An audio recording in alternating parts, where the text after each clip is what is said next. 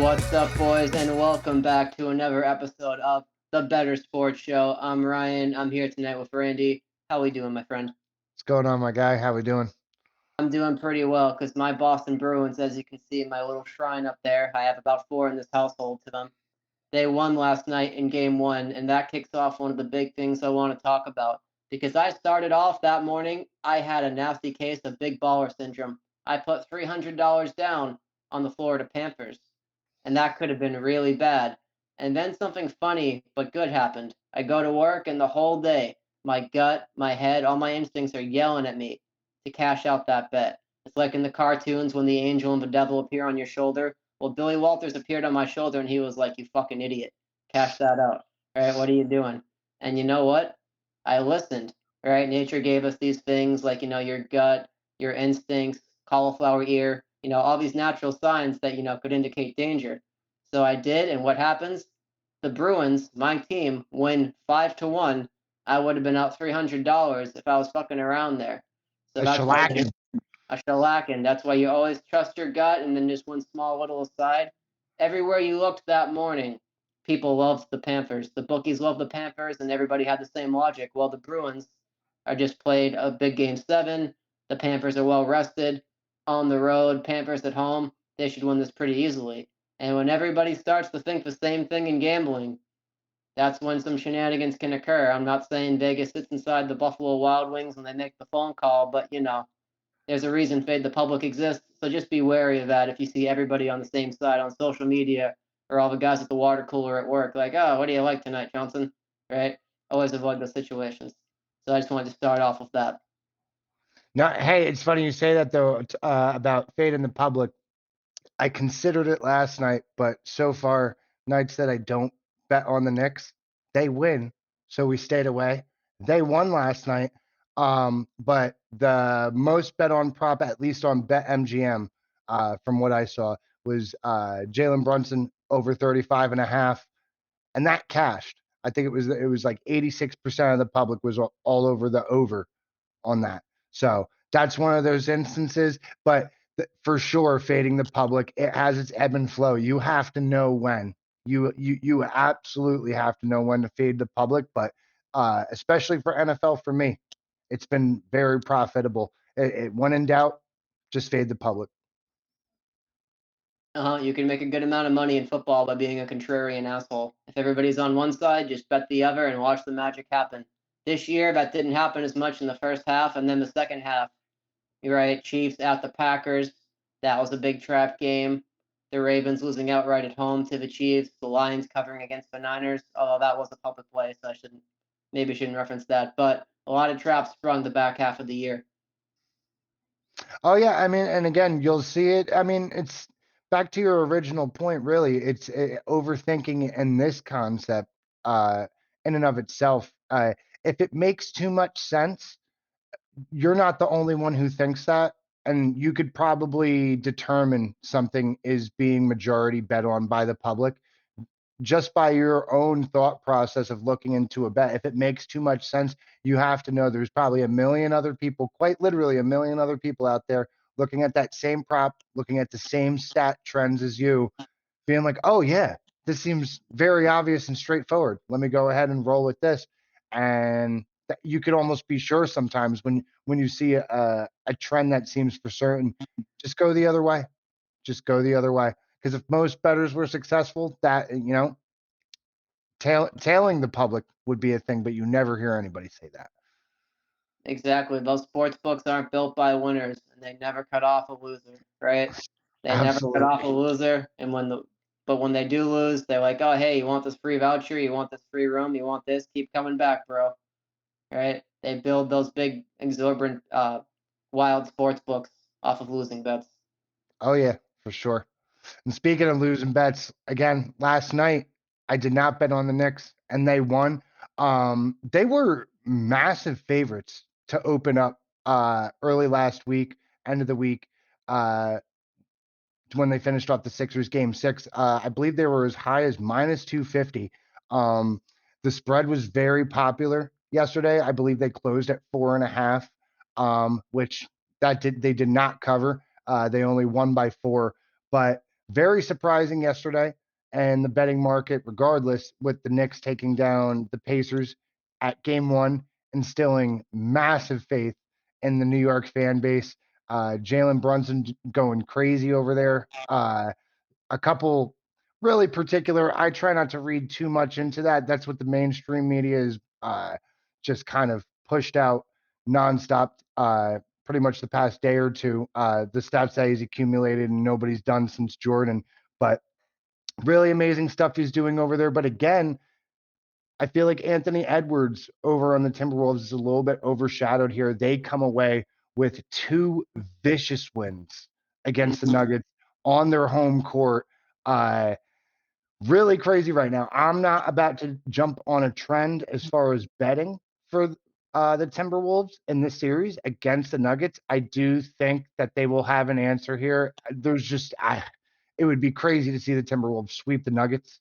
Uh, and it's very possible taking the first two wins of the series against the Nuggets while the Nuggets are home. But just really crazy stuff that's going on over there.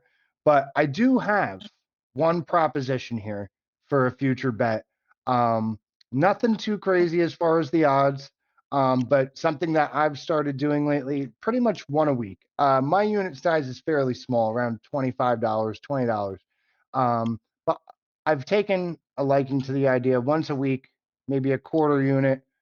If a futures bet looks enticing and the instincts are good with it, let's roll with it. And with that being said, right now, especially as of Monday night, with Knicks taking game one against the Pacers, I really like the Knicks to just take this series 4-2 is the prop on FanDuel. New York Series correct score against the Pacers. It's currently at a plus 450. I could see both teams taking the home games to start. I could see New York taking game two, another close one against the Pacers, and then probably the Pacers making everybody sweat this, and it's going to be great TV. Pacers take two games at home, and I think the Knicks will steal one on the road and at home. I'm going to sprinkle a solid $10 on that. Quarter unit, half unit, 4x your money on that. But I feel like it's very probable, especially seeing how the last series panned out for the Knicks against the Sixers. Again, I see a team win home court advantage first game. I tend to stick on that's how the series is going to play out, and the better team wins that first road game after the home games are played. I have the Pacers probably taking game four, game five here, or game three and game four possibly, but the series wraps up at 4-2. So just a little NBA future for you out there.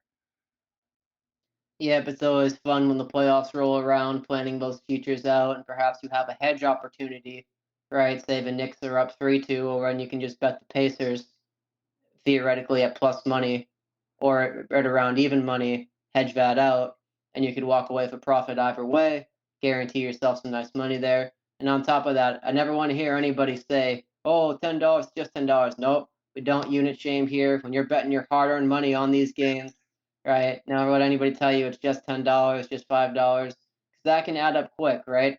You're a $50 Absolutely. better. You're betting $50 every single day just on like one game. Well, that may not seem a lot in comparison to the wild stuff you see on social media or maybe even in your own friend group. Well, just calculate that out. $150 after 3 days, right? Then 200, 250, it just creeps up. So just be wary of that. I know I've seen those posts out there like, oh, one better has 500 grand on this prop on the NBA or this under, right? And that Nobody's kind impressed. of, he needs you all to know about it, right? He needs you all to know, but never let that blow anything out of proportion for you. Do what's best for you. Don't let people talk you into betting more than you can afford, or even are just comfortable betting, right? Should be fun. It's a luxury. Don't get carried away in the opulence and the greed. Thank you for coming to my TED Talk. I'm Ryan of Croton. Hey, but in all seriousness, seriousness, it's an excellent point that we opened this up with you withdrawing your Panthers bet yesterday.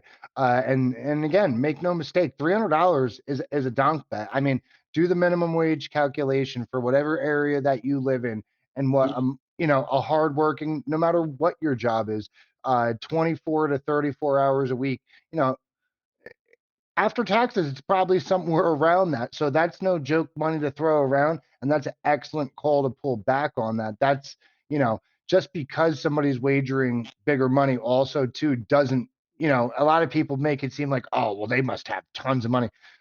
Any loss of any size hurts. Go ahead. I encourage you, drop $5, $10 bets later. If you lose 4 out of 5 of those, it's going to hurt just like you threw down $100 on one.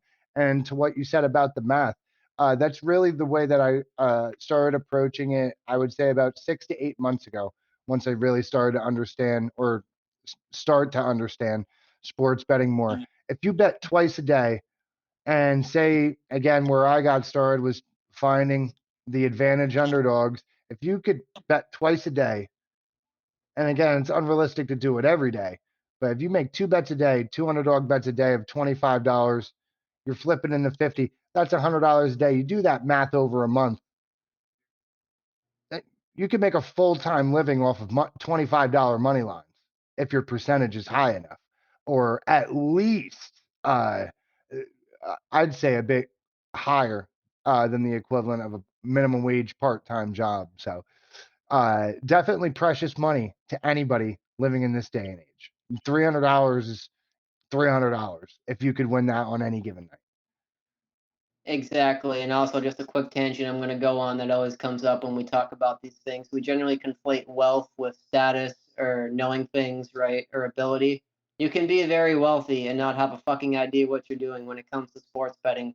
The casinos love those whales for a reason. They're wealthy. They come in, they do stupid shit. They're betting wild parlays, throwing it all on black to try to impress anybody who walks by. Those are the guys where you could see that tweeted out. Oh, someone just put 300 grand on this team. You don't know that. That could be a pro betting syndicate, right? Someone who's moving the lines. They have runners. Could just be some rich guy, right? So just be very careful. It's information that moves the lines. $10,000 from a seasoned bettor with a winning record is going to scare them much more than $20,000 from just some guy off the street who doesn't have a winning record or, God forbid, a losing record. They just go out and they're blowing money. I saw a tweet: Fanatic Sportsbook in New Jersey is sustained by just one guy. Right, apparently there's this one guy and he just loses so much fucking money on Fanatic Sportsbook, he's almost sustaining them. That is what you see that? I did see that. I saw Book It with Trent. He posted that. He covered that on his podcast, and I saw that, and I'm like, does he live in New Jersey? Because I know it's not me. It's definitely not me, guys. It's not me.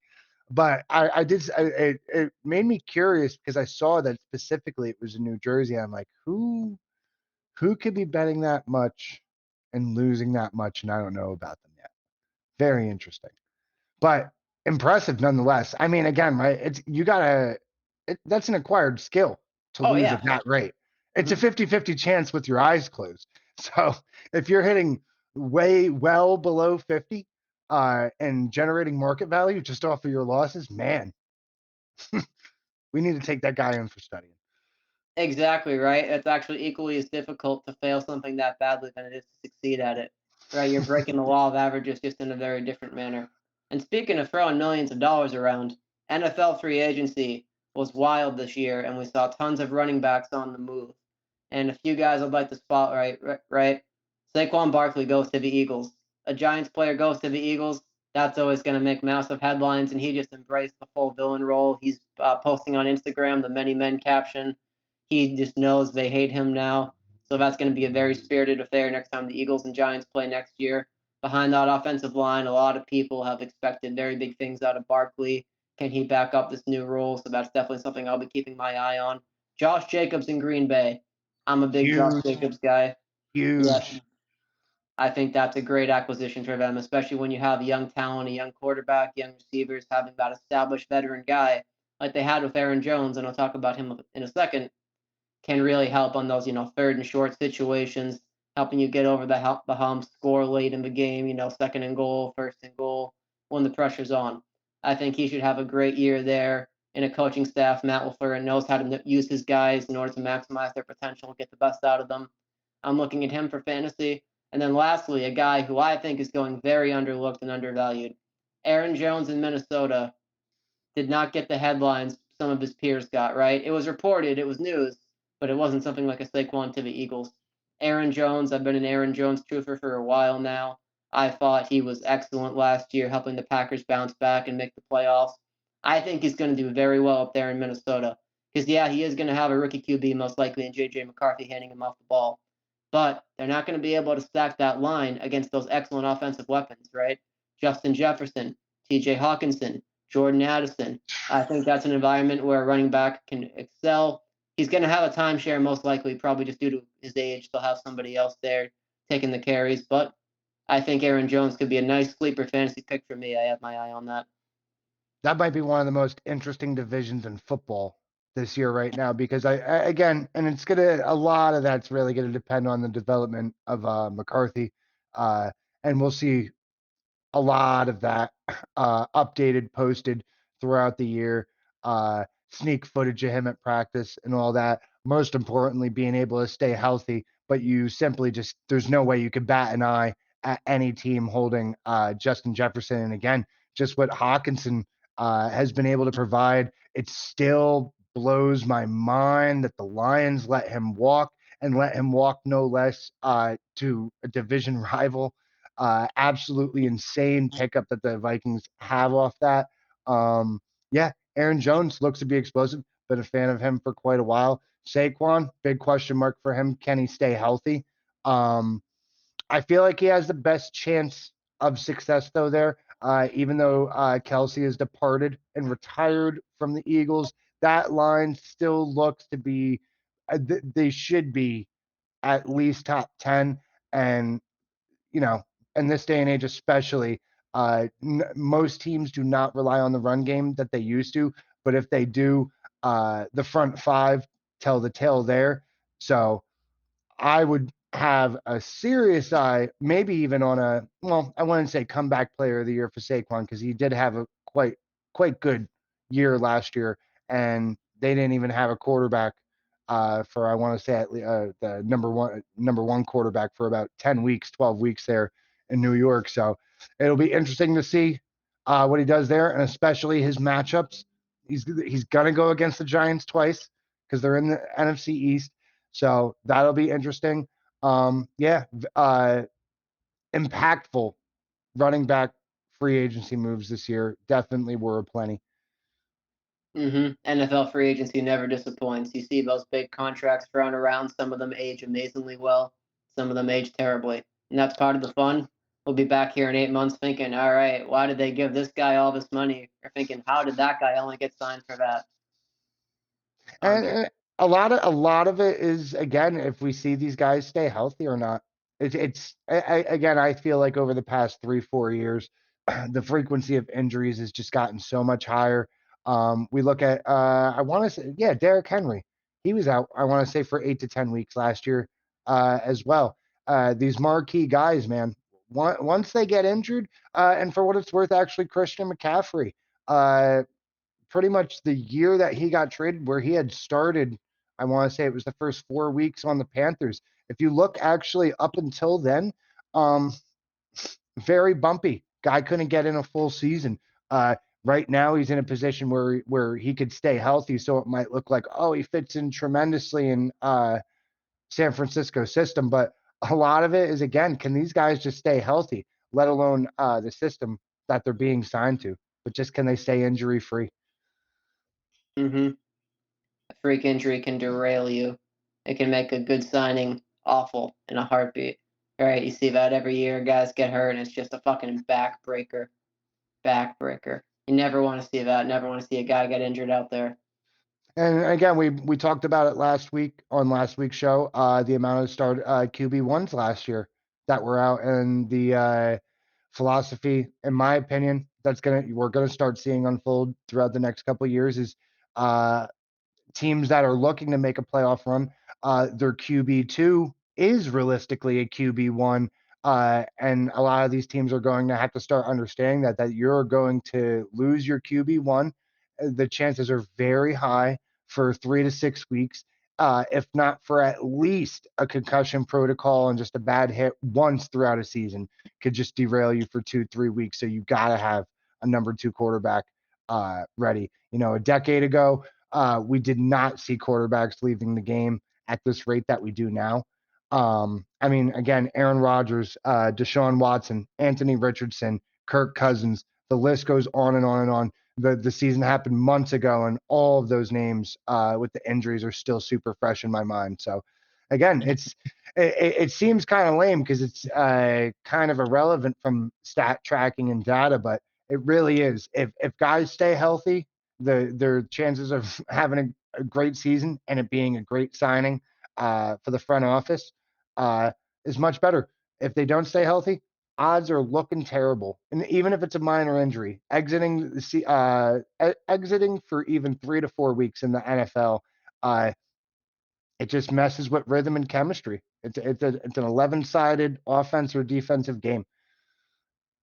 Another thing, right? If you have a poor offensive line and poor offensive line play, you're gonna get your QB fucking killed out there. A lot of fans here in New England, even though we have Drake May, are a bit worried and wary of him starting the season.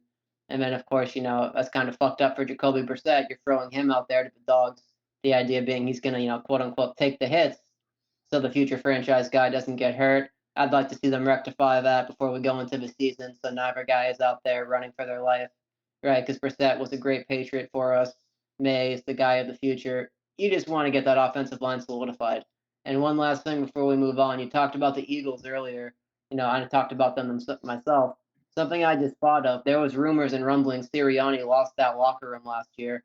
With Jason Kelsey gone and that leadership gone, do you see that affecting the offensive line play and that push like late in the game? We will see. A lot of these things with losing the locker room. So again, I could only go back to my experience when I see something like that similar, right, with like front office or just staff dysfunction on a team that should be better than it panned out to be.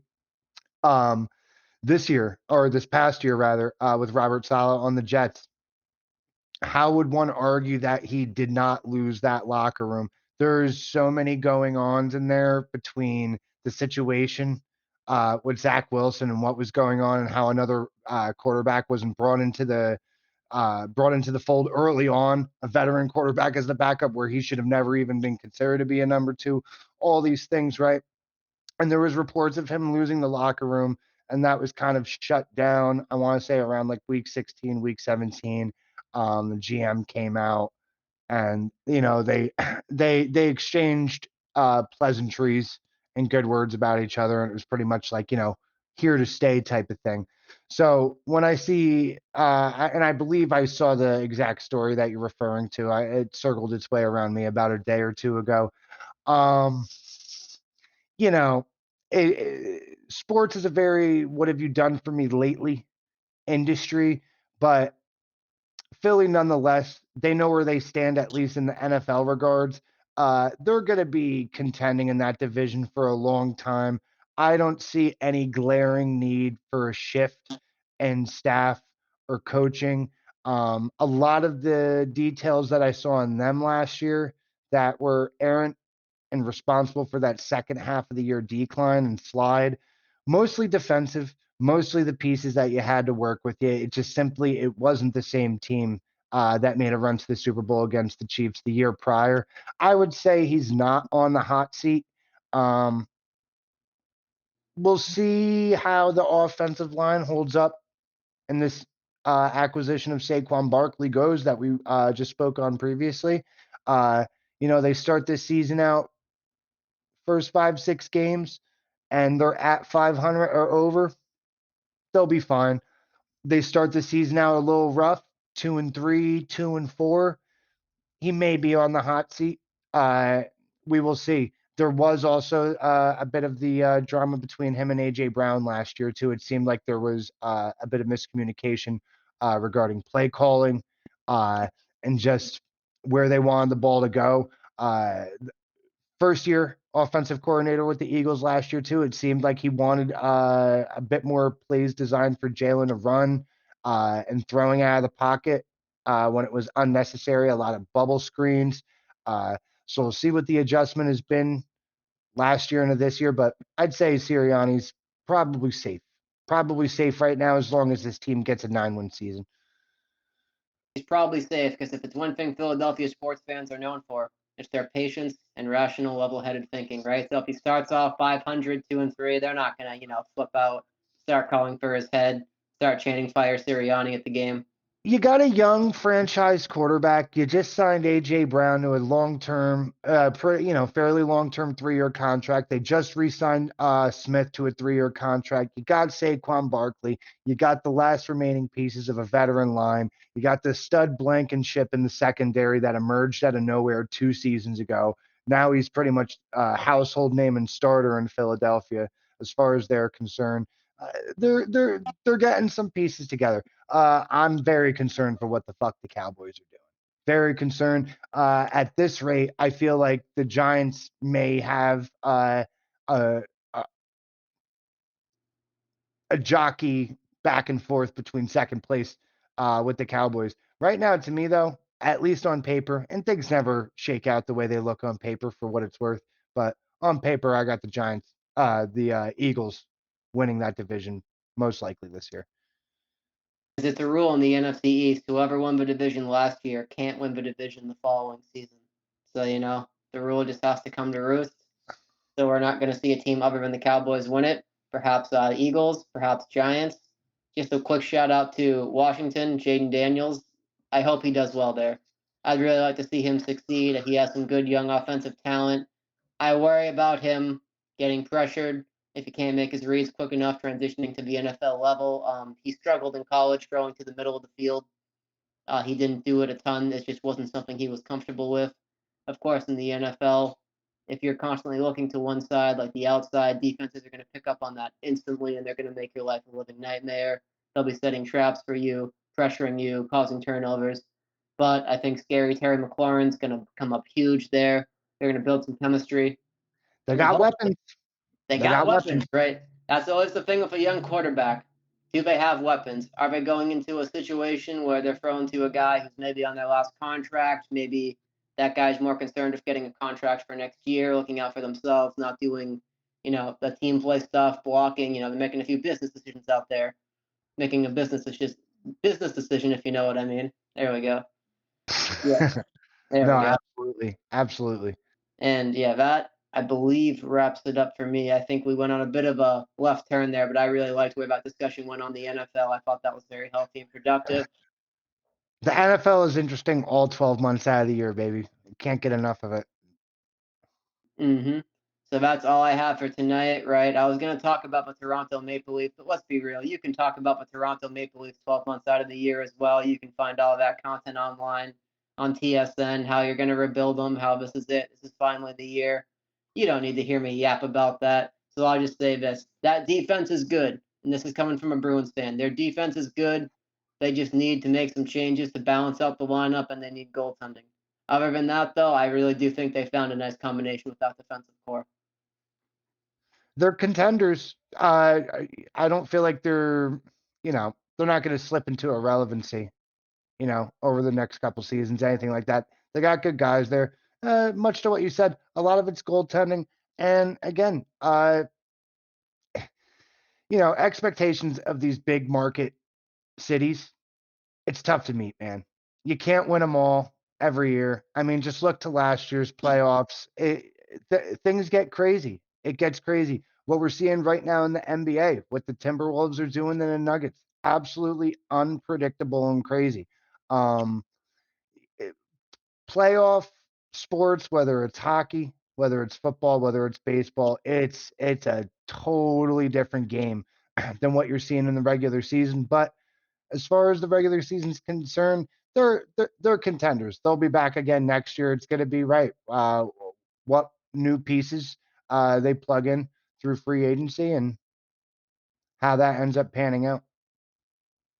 I think so as well. So it's very curious. I love the team building aspect to talk about this. And guys, just a heads up, during the off season for my best sport, which is hockey, I talk a ton about football and team building and stuff like that.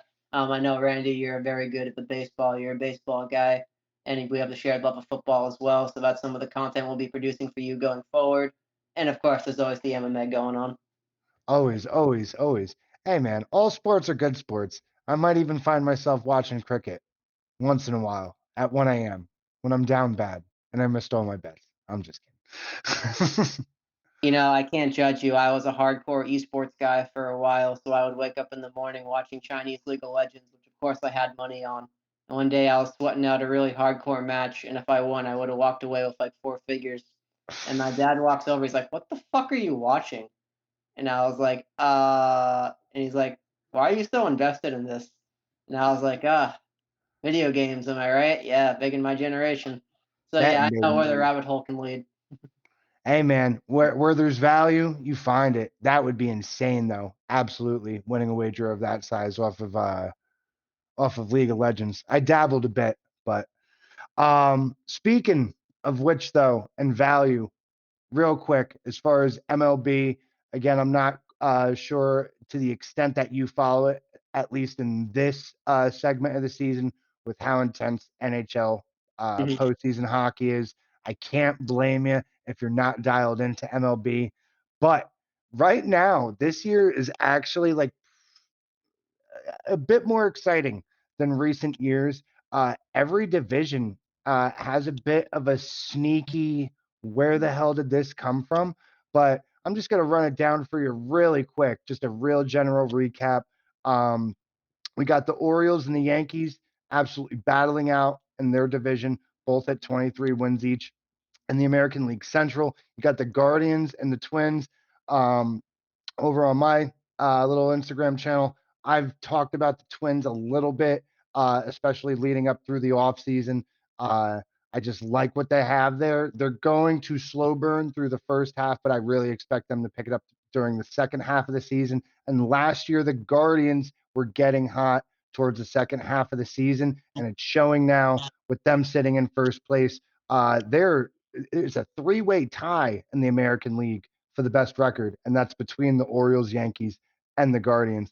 And then you got the Rangers and the Mariners in the American League West fighting over first and second, one game apart each. But the shock story they got absolutely shit on today, though, is the Athletics. They were god awful last year. Uh, there's all the media pieces around about them, just again with the front office kind of seemingly being mostly clueless, at least as far as the GM and the location of the new stadium and how all that's working out. But for a team with no home, the Athletics are at least impressive, to say the very least. The fact that they're only 2 games back, no, 3 games back as of the game this evening, from 500 is incredible for where they were last year. So something to keep your eye on, and especially in that same division, the Astros being one of the worst teams in baseball right now. That would be akin again to the Bruins, again a household hockey team.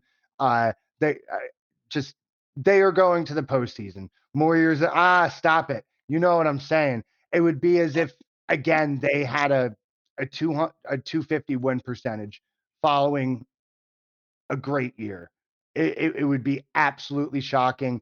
They're banged up, they're injured, but that is a major money train that a lot of people, myself included, have hopped on with how bad Houston has been. And it doesn't look like it's going to change anytime soon. And then on the other side, the Phillies, again, a lot of Philadelphia talk in the past week or two, but they have the best record in baseball. They're at 25-11. Um, Cubs and Brewers are battling it out in their division, and the Dodgers are looking pretty second best record in baseball right now after a rough first 15 games. A lot of daytime games for the Dodgers, and they never look the same during the day rather than when they play at night. Any MLB bettors out there know if you see the Dodgers during daytime, it's almost assuringly a fade. They're dog shit during the daytime, but their record's panning out right now. The Otani drama's simmered down, and he is crushing the ball right now. Um, and just as a side note, for me personally, the bulk of my betting right now has been focused on MLB. And with just that run through on the divisions, pretty much every division is really tight. Uh, there's really no runaway in first place in any of these divisions. And so a lot of these games are very sharp. very close.